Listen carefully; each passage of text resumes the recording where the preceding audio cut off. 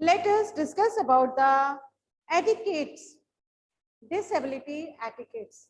The people who are having a disability, how we have to behave with themselves, what etiquettes we should show, because we are a normal people and we have to behave in a very gentle manners with such types of people. As I told you earlier कि disability जो है that is categorized into three forms. Very mild is there, mild है, moderate है and severe disability is there. The mild ability is where a slight deformity due to by birth है, by accident है, due to some disease है, or due to some other reason.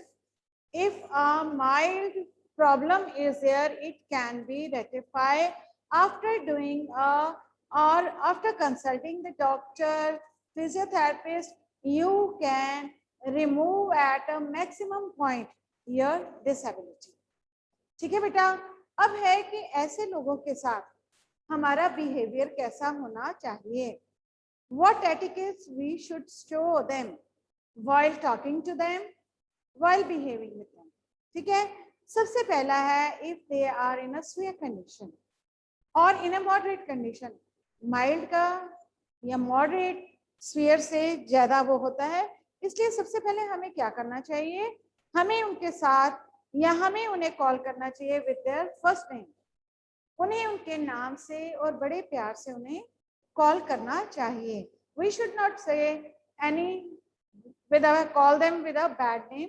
जैसे आमतौर पर हम देखते हैं कि इलिटरेट ही बोलेंगे उन लोगों को जो दूसरों को प्रॉपर नेम से या प्रॉपर फॉर्म में नहीं कॉल कर सकते.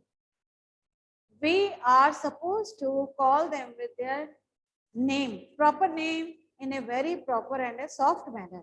ठीक है, हमें उनको बहुत ही प्यार से और उनके नाम से पुकारना चाहिए. हो सके तो हमें उनके साथ हैंड शेक करना चाहिए. They will also feel a good and it creates a more confidence in them. उनमें कॉन्फिडेंस की भावना जो है या कॉन्फिडेंस जो है वो ज्यादा बिल्ड हो जाता है. हमेशा we have to talk them directly. ठीक है बेटा, ये हम कहीं और देख रहे हैं, कुछ और कर रहे हैं और उनके साथ हम बात करें. We have to keep eye contact with such types of people. हमें उनके साथ आई कांटेक्ट बहुत जरूरी है रखना.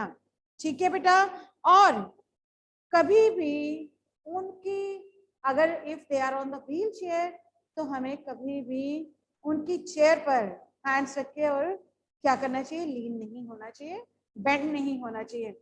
We have to keep some distance. If they are on the wheel chair, as I told you earlier, we have to kneel down or we have to sit parallel to them so that the eye contact must be there, and we have to talk to them in a very soft manner. We have to check whether they are in a, और अगर वो hearing या visual की उनकी कुछ problem है या किसी चीज की है, hearing की है या speaking की है, तो हमें gesture जो है या हमारी body language जो है वो इस तरीके से होनी चाहिए या साइन ऐसे होने चाहिए कि हम उनको आराम से समझा सकें अपनी बात या उनसे जो हम पूछना चाहते हैं, वट एवर क्वेश्चन और a query we want to ask them, it should be clear to them. उन्हें ये क्लियर होना चाहिए so that they can give you a proper answer regarding that. वो उसके लिए तुम्हें प्रॉपर आंसर देंगे. उनकी बात को ध्यान से सुनना चाहिए, समझना चाहिए. ठीक है बेटा, if they are having a speaking problem, phonetic problem है उन्हें या किसी तरीके की भी प्रॉब्लम है, तो हमें इस बात का जरूर ध्यान रखना चाहिए कि हमने उनसे किस तरीके से बात करनी है. We should not be in aggressive या बहुत जल्दी में नहीं हमें होना चाहिए. We have a patience, we have to sit with them and listen to them और to their queries very carefully. उनकी बात को समझना, उन्हें सुनना, उस पर ध्यान देना, ये हमारे लिए बहुत ही जरूरी है. बात जो कर रहा है उसकी बात को समझो, खुद की बात को समझाने के लिए भी फास्ट मत हो, क्योंकि अगर वो प्रोसेस उसका स्लो है तो इसका मतलब उसकी हियरिंग, सुनने की क्षमता भी या उसे रिस्पॉन्ड करने की क्षमता भी उसकी स्लो होगी। इसलिए क्या करना पड़ेगा हमें, हमें उसकी बात को बहुत ही ध्यान से स्लो वे से सुनना है, अपनी बात को धीरे धीरे स्ट्रेस देकर चीजों को उसे समझाना है और उसकी बात को बड़े ध्यान से सुनना है। ये क्या होते हैं, जनरल हमारे एटिकेट्स होते हैं जो हमें हेल्प करते हैं और उन्हें स्ट्रेस में नहीं लाना कि वो परेशान हो जाएं, why they are not understanding our things, और उन्हें रिलैक्स मैनर में रख के उनकी बात को सुनना, उनकी बात को समझाना। यहाँ पर बात से ही सिर्फ talking, not talking to them when they are in, आजकल जैसे इंक्लूसिव स्टडी है उसमें कहा गया, तो it is a major role of everyone कि हम उनकी बात को सुने ध्यान से और उसके अकॉर्डिंग एक्ट करें। In the same way in the play field also, play field में भी हमें इसी तरीके से काम करना होता है कि हमें उनकी जेस्चर्स को, उनकी भाषा को, उनकी लैंग्वेज को आराम से, उनके साइन को सुने, देखें और उसके बाद रिएक्ट करें, इजीली उन्हें हम तंग ना करें। दूसरी चीज है एडवांटेजेस ऑफ एक्सरसाइज। हमें सबको पता है for the normal people, for disable और डिसऑर्डर पीपल, एक्सरसाइजेस जो हैं it plays an important role in a human body. ठीक है, ह्यूमन नेचर के लिए या ह्यूमन बॉडी के लिए या ह्यूमन बीइंग के लिए बहुत जरूरी है एक्सरसाइज और फिजिकल एक्टिविटी करना। We know the benefits of these things. हमें बहुत अच्छी तरीके से पता है कि जो फिजिकल एक्टिविटीज हम करते हैं या एक्सरसाइज करते हैं या कोई भी काम करते हैं, इससे हमारी बॉडी की, हमारी माइंड की बहुत ज़्यादा डेवलपमेंट, इम्प्रूवमेंट और ग्रोथ होती है। ये सबसे पहली बात है ना बेटा, जब भी हम ऐसे काम करते हैं तो हमारी सबसे पहले क्या होती है, प्रॉपर ग्रोथ, डेवलपमेंट, और इसके साथ साथ हमारी काफी ज्यादा चीजों की इम्प्रूवमेंट होती है। जैसे हमें पता है एक्सरसाइज करने से हमारे मसल्स, टिश्यूज, बॉडी, उसकी वर्किंग में इम्प्रूवमेंट बहुत अच्छी तरह से होती है। ठीक है ना, हमारी मसल्स की इम्प्रूवमेंट होगी, हमारी बॉडी की इम्प्रूवमेंट होगी, हमारी आउटपुट एक्स्ट्रा होगी। ठीक है ना, वर्किंग करने के साथ रिलैक्सेशन आ जाती है, बॉडी में फ्लेक्सिबिलिटी आ जाती है, एंड्योरेंस पावर हमारी बढ़ जाती है और हम क्या करते हैं, काम को बहुत अच्छे तरीके से करते हैं। जब हम किसी भी काम को अच्छे तरीके से करते हैं, it gives a happiness to us. जब हम में हैप्पीनेस होगी या इरिटेशन या एंगर जो है वो स्टॉप होगा, तो ऑब्वियसली हमारी सोशल डेवलपमेंट जो है, because these all things are interrelated, ठीक है ना, तो हमारी सोशल डेवलपमेंट बहुत अच्छे तरीके से होगी। हमारी एडजस्टमेंट जो है, कोप अप करने की कंडीशंस जो हैं, डिफिकल्टी टास्क को क्रॉस करने की जो कंडीशंस हैं, वो हमारी बहुत अच्छी हो जाएगी। हमारा एक्यूमेडेट, दूसरे के साथ अकोमोडेट करना बहुत अच्छा हो जाएगा। पीछे एक मैंने वीडियो देखी थी बेटा व्हाट्सएप पर रिगार्डिंग दिस डिसऑर्डर और डिसेबिलिटी पे, और ये काफी टाइम तक सर्कुलेट भी हुई है, आई होप सो, कि 4-5 बच्चों को जो है दे कंपैरिजन विद द नॉर्मल और a healthy people, healthy in the sense not by body, with a healthy brain, where the people are healthy brain, their thinking is always positive, वो दूसरों को अपने साथ लेकर चलेंगे, वो हमेशा अच्छे काम या betterment of their and others, they always take care of that, they, उनमें सेल्फिशनेस नहीं होती है, रादर कॉन्फिडेंस दूसरों में बिल्ड करना, दूसरे को लो एस्टीम फील कराना, ऐसी कोई क्वालिटीज उसमें नहीं होती। तो ये बताया गया था उसमें कि रेस हो रही है, 4-5 बच्चे जो है इसी तरीके के, उन्हें एक्टिविटी, फिजिकल एक्टिविटी करवाई जा रही है बेटा, and as soon as the race start, थोड़ी दूर दौड़ने के बाद क्या हुआ, उनमें से एक बच्चा जो था वो गिर गया, and he stop there.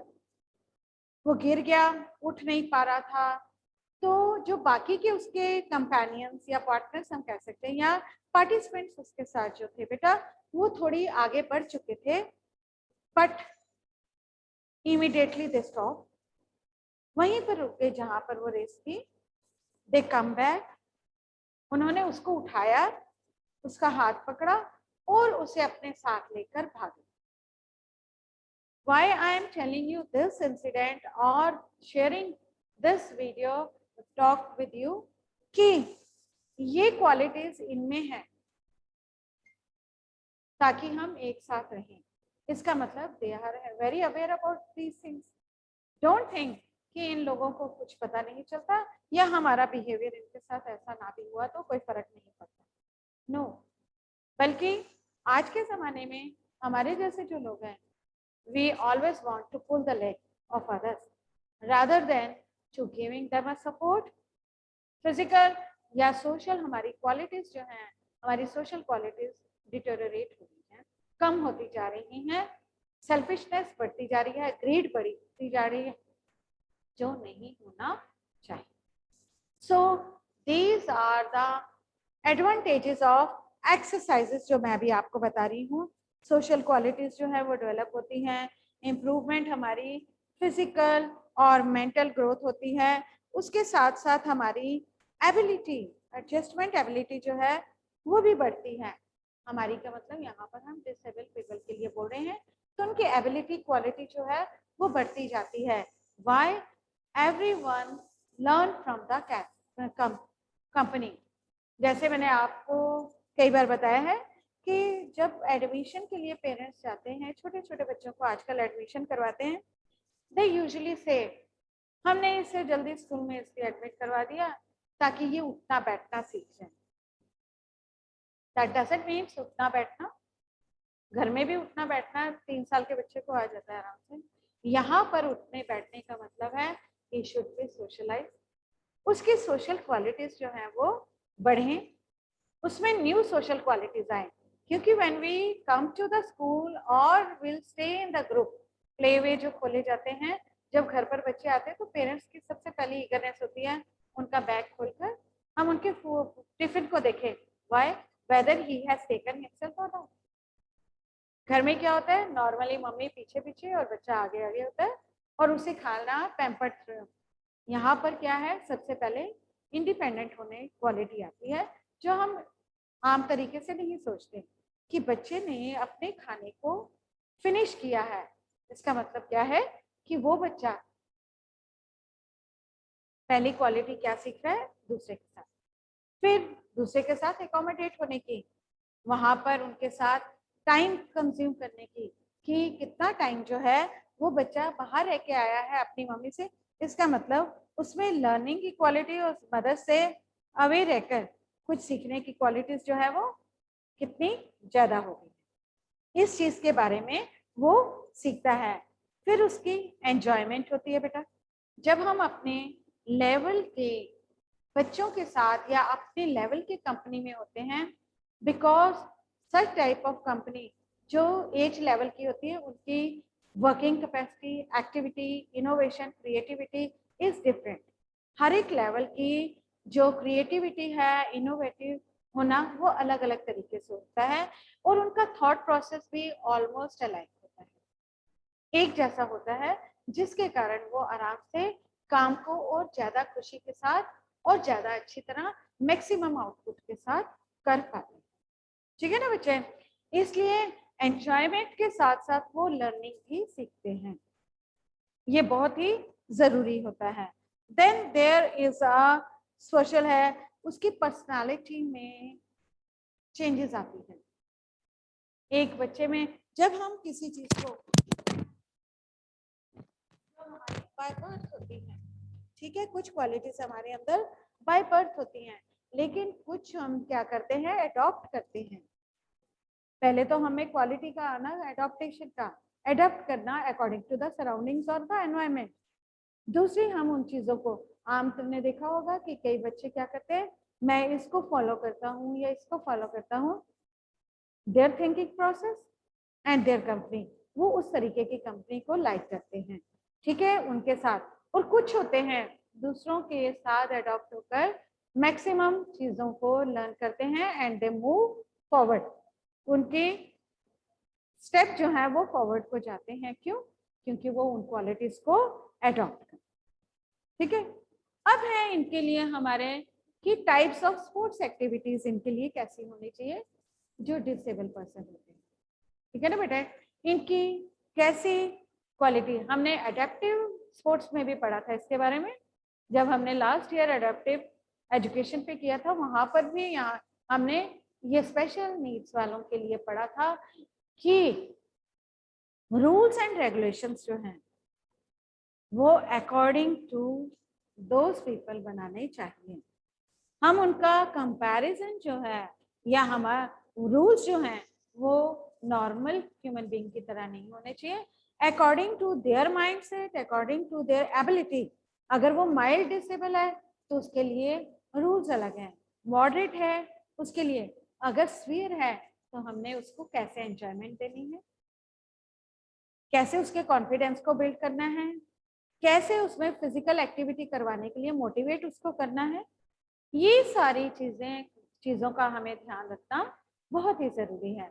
So we have to make the rules according to their reach, या उनकी आसानी से वो उस गेम को एंजॉय कर सके।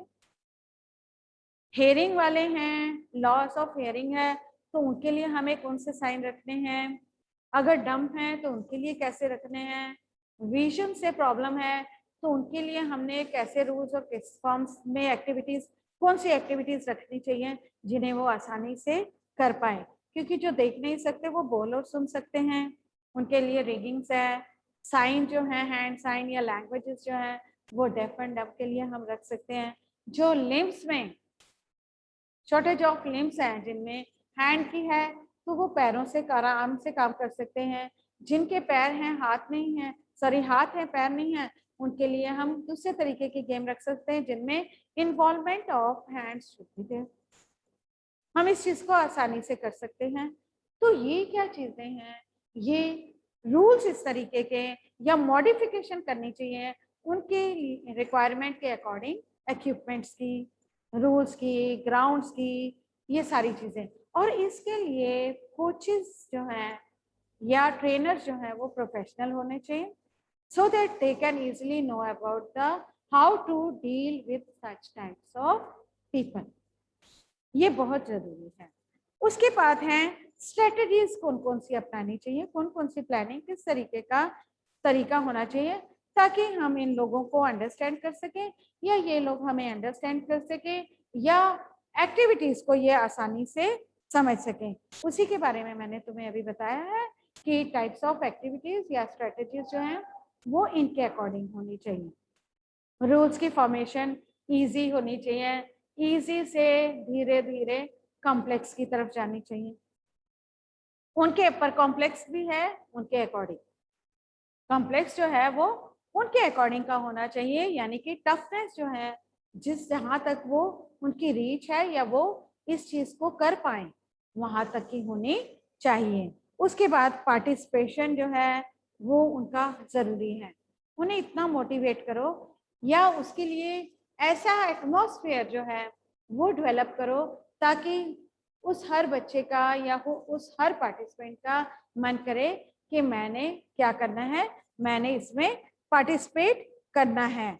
एंड उसके बाद कॉल किया जाए स्पेक्टेटर्स को ताकि वो उन्हें क्या कर सकें, वो उन्हें एनकरेज कर सके कि यस दे आर प्लेइंग, अप्लॉड्स होने चाहिए, बूम्स होने चाहिए या दूसरी चीजें होनी चाहिए जिसके द्वारा उन्हें हम कलरफुल चीजों के द्वारा शो कर सके that we are encouraging them, they are good, they are having a good participation पहले, और उसके बाद वो उस एक्टिविटी को बहुत अच्छे तरीके से कर रहे हैं, उसको एनहांस करना है हमने।